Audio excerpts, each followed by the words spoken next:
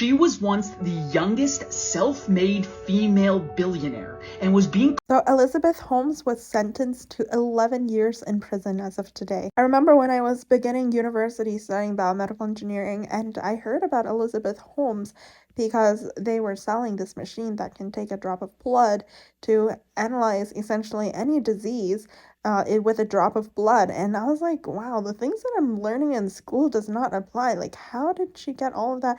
Like, are all of the things I'm learning like so archaic that it couldn't catch up to what is going on in Silicon Valley right now? So it turned out that my suspicion was right because it was impossible. And it makes me think that for biotech companies, you need to lead with a research and a proven product first. Whereas for tech alone, yes, you also need product market fit as well, but the products built in technology is a lot easier to achieve rather than the technology in biotech. But she's a sad case of ambition because she was wildly ambitious. She raised, at one point, her valuation of the company was $9 billion.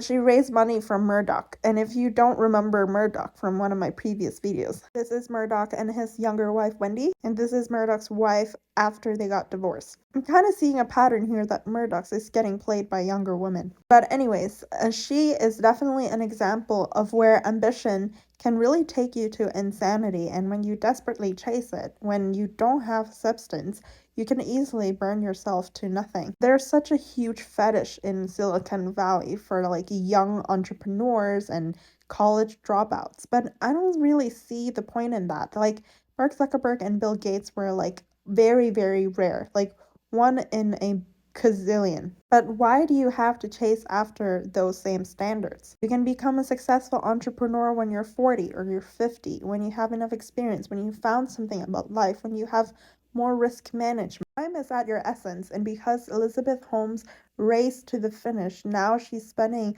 the rest of her life in prison. And it's going to be incredibly hard for her to start something else afterwards. Most of her 20s were building Theranos, and now most of her 30s is going to court and going to prison. And then it's hard to say what's going to happen after that. I also don't want to discourage young girls out there of pursuing their dream because we also have Whitney Hove here who seemed to be doing it right. Like she started Bumble after being at Tinder and she grew the company to be very successful. It's a simple idea and it works.